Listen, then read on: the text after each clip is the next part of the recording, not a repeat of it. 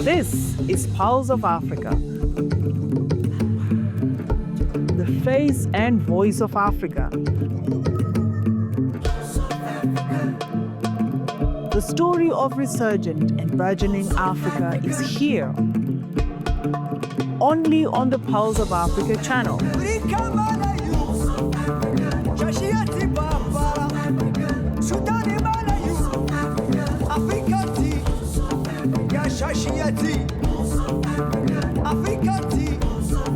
Pulse of Africa, the face and voice of Africa.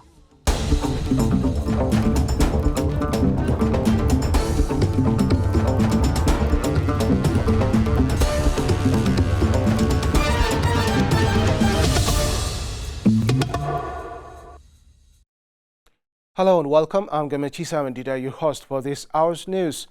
We'll be bringing you stories from across the continent, so stay tuned for updates. Let's begin from Nigeria. President Bola Tinubu has departed Abuja for Rome, the capital of Italy, to participate in the Akaba Process Heads of State and Government level meeting. The meeting, which will begin on October 14, will bring together heads of state and government, senior intelligence and military officials from African countries and representatives of intergovernmental and non-governmental organizations to discuss the evolving security challenges in West Africa. The Akaba Process Meeting is a counter-terrorism initiative launched by King Abdullah II of Jordan in 2015. It is co-chaired by the Hashemite Kingdom of Jordan and the Italian government. It recognizes the complex security challenges confronting West Africa, including the expansion of terrorist networks, the growing crime-terror nexus, and the increasing overlap between land-based terrorism in the Sahel and the maritime piracy in the Gulf of Guinea. A statement by Bayo Onanuga, Special Advisor to the President, Information and Strategy, noted that at the meeting, participants will exchange assessments of the current security landscape in West Africa and foster collaboration between regional and international partners to address cross-border security challenges.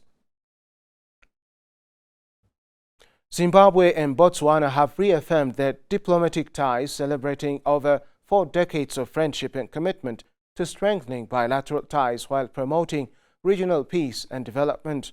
This came out at the celebrations of the Botswana's 59th independence anniversary in Harare. Foreign Affairs and International Trade Minister Professor Amon Murira, who attended the celebration, said Botswana continues to shine as a beacon of what is possible when visionary leadership, national unity, and strong institutions work hand in hand. As Botswana marks its 59 years of independence, it rightfully stands tall not only as a proud nation, but as an example to Africa and the world of resilience, discipline, and development, he said. Professor Murira said Zimbabwe and Botswana share a lot more than a common border. Our two nations are bound by history, blood, culture, and by shared inspirations. Generations of our peoples have lived, worked, and celebrated together as one family, he said. Our bilateral relations are anchored in cooperation across multiple sectors. Trade between Zimbabwe and Botswana remains a cornerstone of our bilateral relations.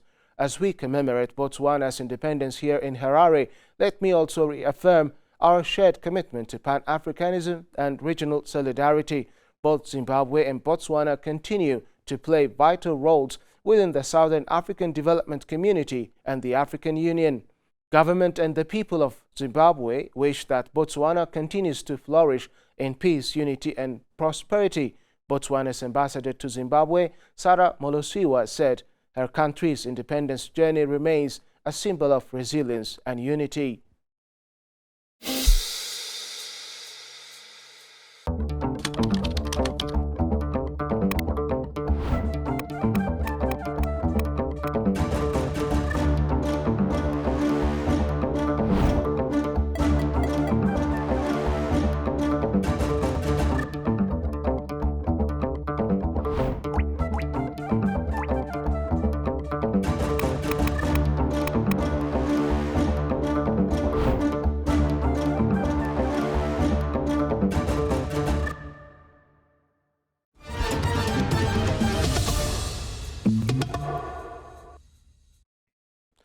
Dream City Biennale 2025 transforms Tunis Medina into vibrant open-air gallery The 10th edition of the Dream City Biennale, organized by La Rue, has turned the ancient Medina of Tunis into a dynamic stage for art, music and performance until October 19, 2025.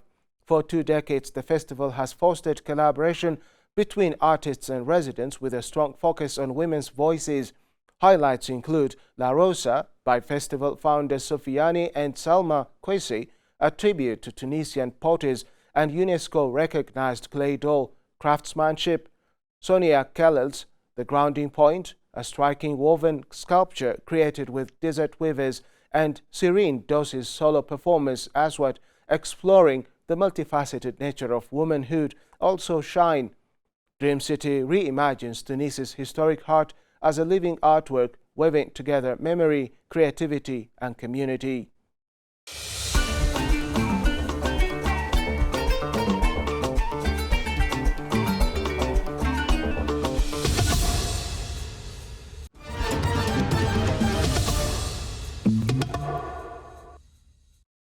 Somalia's parliamentary leadership has appointed a special committee to oversee the selection of lawmakers who will represent the country in the East African Legislative Assembly, a move signaling another step toward deeper regional integration. The joint decision by the speakers of Somalia's bicameral federal parliament follows the country's formal accession to the East African Community earlier this year under Law No. 20, enacted on February 13, 2024. According to the appointment document, the committee will identify and vet candidates eligible for EALA membership, prepare a shortlist and submit it to Parliament for confirmation. Both speakers directed the group to begin work immediately and called on parliamentary secretariats to provide logistical support. Somalia's ambassador to Tanzania, Iyas Hassan Ali, welcomed the decision, calling it a commendable step by the speakers of both houses in appointing the committee to select Somalia's EALA members, reaffirming Somalia's commitment to full integration and completing the road to Somalia's full membership in the bloc. Somalia joined the East African Community in 2024, becoming the 8th member of the regional bloc. The move was widely viewed as a strategic effort to enhance trade, mobility and political cooperation across East Africa.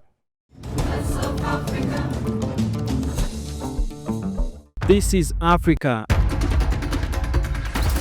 the cradle of humanity, the frontier of the future, a land of visionaries, creators and pioneers, a continent of unstoppable energy where innovation meets tradition, where voices rise, loud and fearless. I am an African. This is the heartbeat of a billion people, diverse, bold, united by a single purpose to tell our own stories in our own way. No borders, no barriers, no filters. A new era of African storytelling is here. From every corner of the continent, from the bustling cities to the quiet village, we tell Africa's story by Africans for the world. This is the land of a rising Africa, where Africa speaks and the world listens. This is why today we bring you POA, Pulse of Africa, the face and voice of Africa.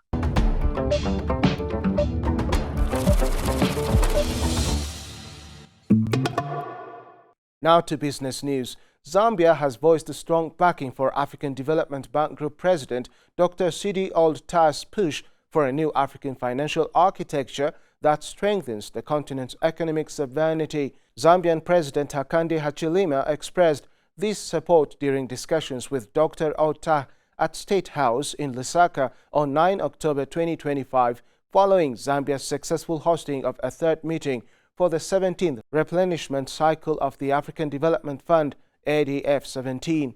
The talks underscored the strong partnership between the African Development Bank and Zambia, as well as the country's growing leadership in Africa's drive for economic transformation and financial sovereignty. Dr. Ould Tah thanked President Hichilema and the Zambian people for hosting the ADF 17 replenishment meeting, a key milestone in mobilizing concessional resources for Africa's most vulnerable countries. He also commended Zambia for a pledge of $5 million to ADF 17. Zambia's generosity, leadership and partnership inspire us all, said Dr. Ould Tah. Your country's development trajectory embodies what the ADF seeks to achieve, resilience, inclusion and self-determination. President Chilima emphasized the need for Africa to reduce its dependence on external financing and to address structural imbalances that impose high borrowing costs on African economies. Global credit assessments, he noted, often undervalue African assets and potential, resulting in persistently high cost of capital.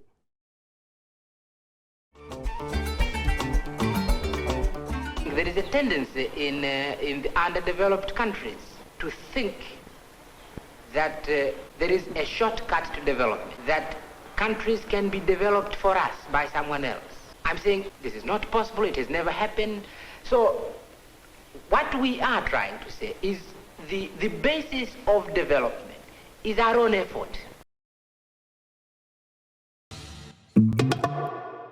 Finally, Mali's Lolo underground gold mine will resume mining on October 15, marking a key step toward restoring operations after months of interruption. The mine is 80% owned by Canada's Barrick Gold Corporation and 20% by the Malian government. Barrick suspended operations in January amid a dispute with the government over a new mining code that raises taxes and expands the country's ownership. In June, a Malian court appointed a provisional administration led by former Health Minister Soumana Makaji to restart operations. Barrick and the Malian government are also in international arbitration at the World Bank's Arbitration Court, which is expected to rule on the legitimacy of the provisional administration this month. Now let's check the current weather forecast.